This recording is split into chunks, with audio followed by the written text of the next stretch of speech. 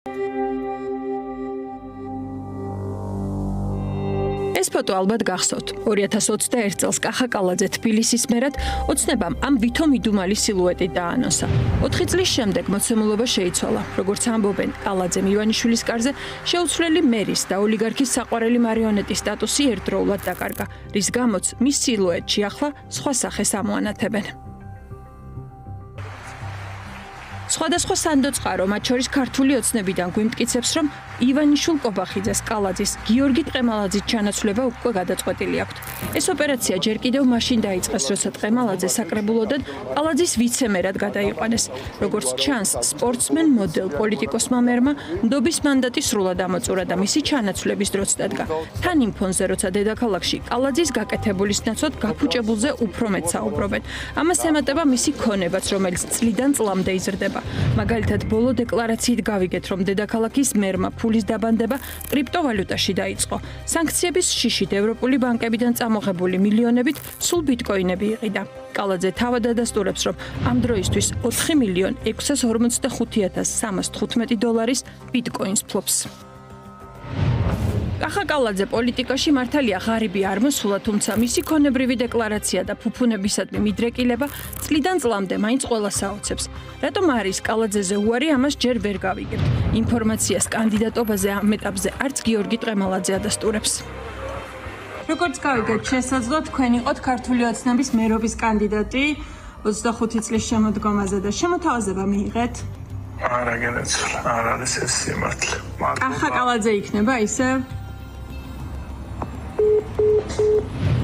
გიორგი ტყემალაძემ ჩვენს ბოლო შეკითხვას არ უპასუხა, თუმცა ისევ სანდოწყაროებიდან მიღებული ინფორმაციით კალაძე წასვლის შესახებ განცხადებას თავადვე გააკეთებს. იქამდე ვიდრე ოცნების ახალი რჩეული საარჩევნო კამპანიას დაიწყებს. მიზეზად, როგორც ამბობენ, უკვე შაბლონად ქცეულ ჯანმრთელობას ან ოჯახთან მეტი დროის გატარების სრულს დაასახელებს. აბა იმას ხომ არ იტყვის, კობახიძესთან აღარ მაქვს კარგი ურთიერთობაო. მერე რა თუ საჯარო ღონისძიებებზე საჩვენებლად მაინც ერთად ჩნდებიან. ბოლო არჩევნები, რომელიც ძალიან ძლიერი ინდიკატორი იყო და გაყალბების ყველაზე დიდი სქემები გამოიყენეს, ხო, აი წარმოიდგინეთ ამის მიუხედავად ოფიციალურად თბილისში ყველა უბანი წააგეს. ყველა. და ეს იმას აჩვენებს, რომ არ მოწონს ამ მრჩეველს არც მერი და არც მისი მართვის პოლიტიკა. და შეუძლებელია ახლა წაგებული არჩევნების შემდეგ იგივე კანდიდატი დააყენოს.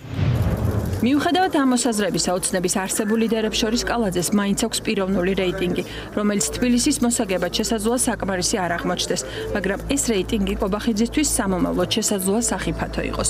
შიდა პარტიული რეიტინგის მქონე თბილისის მერი, რომელსაც წამით არ გადაუხოვია პარტიულ იდეოლოგია პროპაგანდისტული ხაზიდან, ასე თუ ისე ივანიშვილის ქვეშ მაინც ყოფდა ფონზე დამოუკიდებელ მოთამაშედ ითვლება. თავისი ბიზნეს და პიროვნული კავშირებით, როგორც ქვეყნის შიგნით, ისე ქვეყნის გარეთ. განსაკუთრებით კი იტალიაში.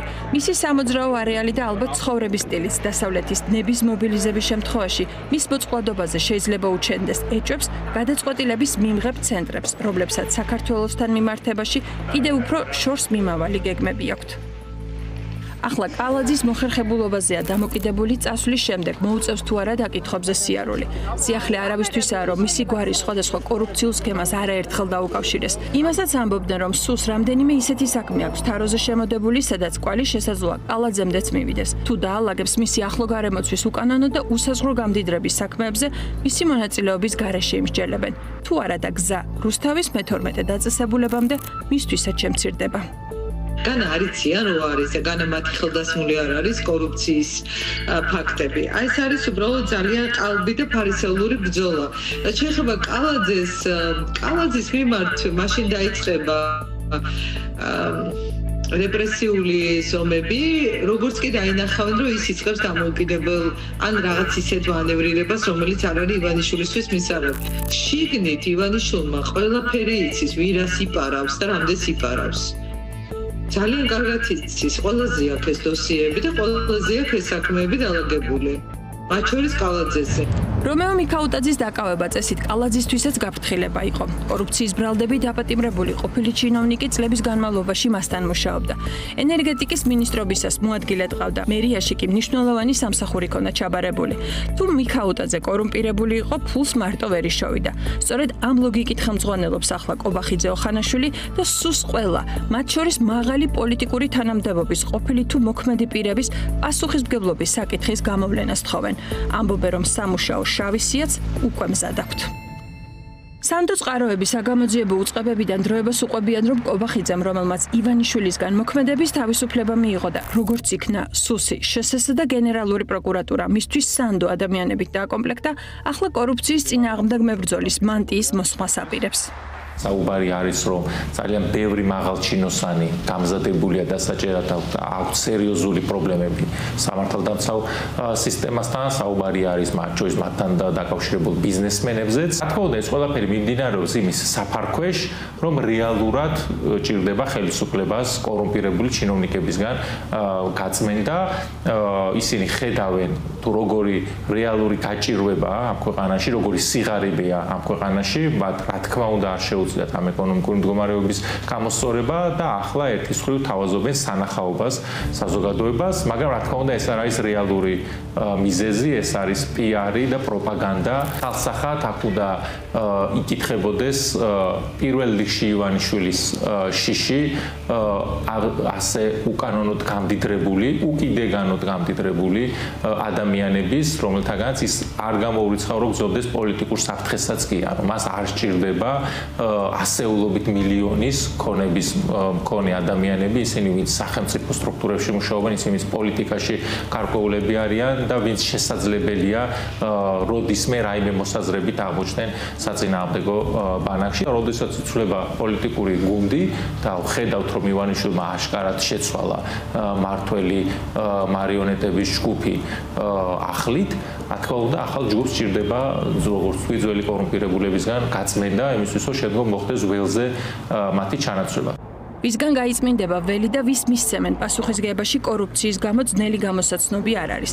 პირველ ეტაპზე ალბათ რომეო მიქაუტაძის საქმეს გაყვებიან და უკვე გამოვლენილ კორუფციულ სქემებში პირდაპირ თუ ირიბად ჩართულ ყოფილ ჩინოვნიკებს მოსთხოვენ პასუხს. სანდო წყაროს სუსიდან გვიყვება, რომ დასაჭერად თითქმის გამზადებული ყავთ ირაკლი ღარიბაშვილი. მისი ბედი ახლა მხოლოდ ივანიშვილის ხელშია.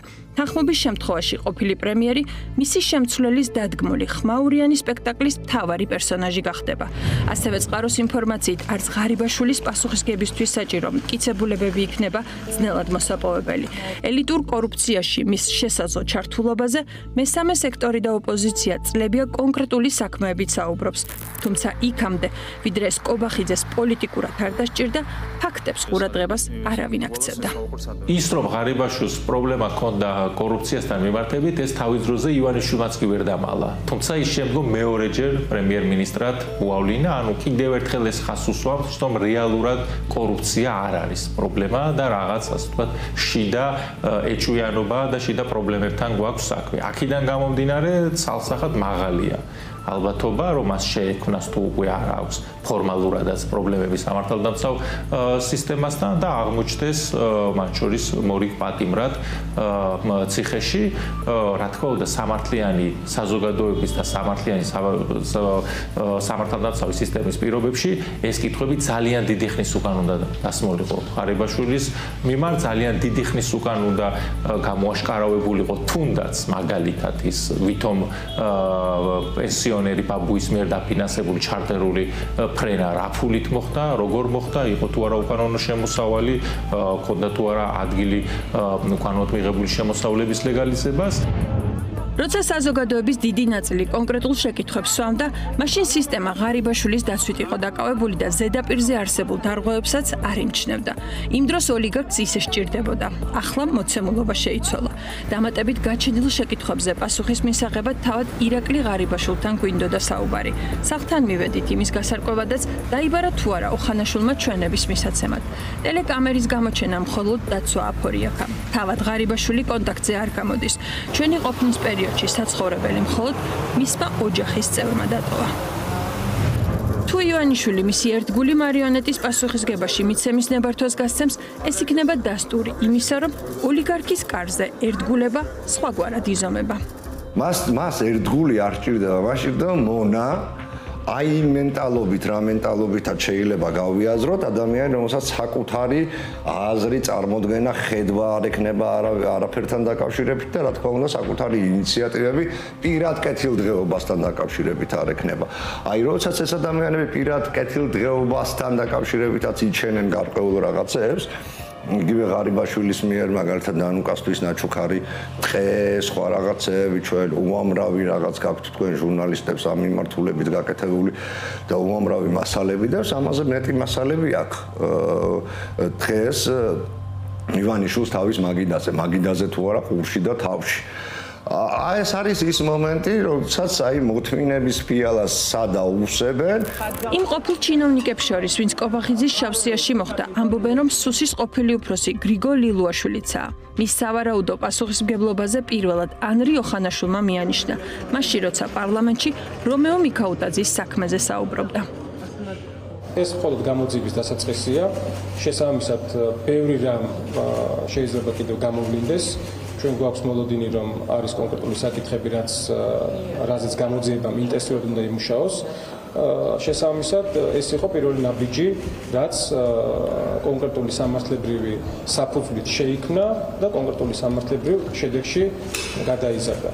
გამოძიება გრძელდება, მე სახელებზე და გვარებზე რომ ვისაუბრო, ეს არასწორია, მე არ ვსაუბრობ კონკრეტულ პირებზე, სახელმწიფო უსაფრთხოების ვალდებულება გამოძიება აწარმოოს ყოველმხრივ სრულად. ქართული ოცნების დეპუტატები ახლა ოხანაშვილის ნათქვამის გაპატიოსნებას ცდილობენ და გვიმტკიცებენ, რომ სუსის ახალი უფროსი მაინც და მაინც ლილუაშვილს არ გულისხმობდა. თუმცა არც იმას უარყოფენ, რომ კობახიძის დაწყებულ სამართლიანობის აღდგენას ბევრი ხმაურიანი გვარი შეეწირება.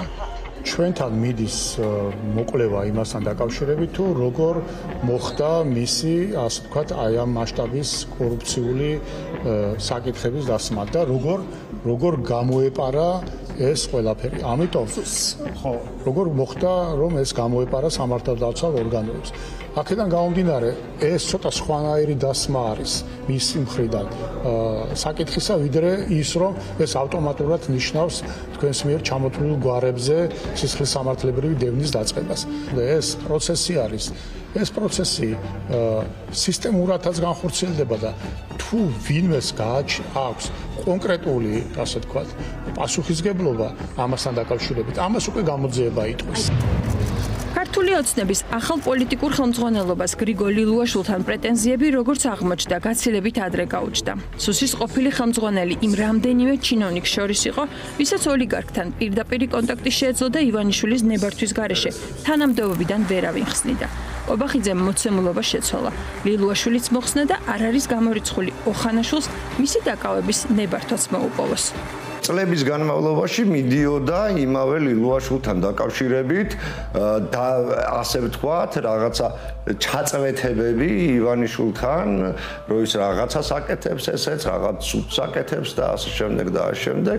თითქოს ფაქტებს უდებდნენ, ამას დაერთო ლილუაშვილის ვიზიტი ამერიკის შეერთებულ შტატებში, სადღაც ის ალბათ სახელმწიფოებრივი მისიითა და დავალებითაც იყო და ეს მისია და დავალება რომ შეუსრულებადი იყო რეალურად. ამას კი არ მიაქცია ყურადღება არავინ. არამედ ივანიშვილს მოახსენეს, რომ აი ვერ გააკეთა, ესეც კი ვერ გააკეთა. რაც უფრო მეტად აავსებენ კონკრეტულ პიროვნებებთან დაკავშირებით ივანიშვილის მოთმინების ფიალას, ამ შემთხვევაში რა თქმა უნდა პოლიტიკურ ფლანგზე მაქვს საუბარი. კობახიძე და მისი გუნდი მით უფრო დამძიმდება კონკრეტული ადამიანების ბედი. ეურის უკვე დამძიმდა. სანდო წყაროს ინფორმაციით ცუდად აქვს საქმე მამაშვილ რიჟვაძეებს. ამბობენ, რომ ფულის შოვნის ლიმიტს მათაც გადააჭარბეს, რის გამოც ორივე საქმით შესაძლოა საგამოძიებო უწყებები დაინტერესდნენ. ამ ადამიანების უმეტესობას, რომელსაც შესაძლოა მოკლე ან გრძელვადიანი ვალდებულებები ჰქონდეთ, სახელმწიფოს დატოვების უფლება არ აქვთ, ქვეყნიდან წასვლის უფლება არ აქვთ, ნებართვის გარეშე თუ არ შეათანხმებს პოლიტიკურ ხელმძღვანელობას ქართული ოცნებისას ან შესაბამის სამსახურებს და მათგან არ მიიღეს ნებართვა და საერთოდ სისულელე და აბსურდია იმაზე ლაპარაკი, რომ ვინმე შეუძლია ოჯახის სრული შემადგენლობით წავიდეს. ამასაც კი აღრიცხავენ. ის სიტუაცია, რომელიც დღეს არის ქართულ ოცნებაში და მის ირგვლივ არსებულ კლანურ ბიზნესებში წარმოდგენილი, ეს არის ბედის ტირილი. ბედის სწორედ იმიტომ, რომ უმძიმე სიტუაციაში არიან და მათ ისიც კი არ იციან, როდის შეიძლება ვიღაცა მოსთხოვოს იმაზე მეტის შეტანა სახელმწიფო ბრჭყალებში, პარტიულ სახელმწიფო ბრჭყალებში და პარტიულ ყულაბაში, რასაც ადრე ითხოვდნენ მათგან. მოთხოვნით ახლაც მოითხოვენ, მაგრამ შესაძლოა ვეღარ მიიღონ, ან საერთოდაც ვეღარ იპოვონ. ყოფილი ჩინოვნიკების უმრავლესობას, რომლებმაც დიდი შემოსავალი უკანონო გზებით მიიღეს, ის საგულდაგულოდაც დამალეს. რეალურად საუბრობთ მილიარდობით დოლარის მოპარვაზე ჯამურად ქართული ოცნების ხელისუფლების ჩინოვნიკების მხრიდან, რომლის ნაწილიც თავად ახლა აღიარებენ და თავად გვიყვებიან თურმე როგორი კორუმპირებულები ყოფილან.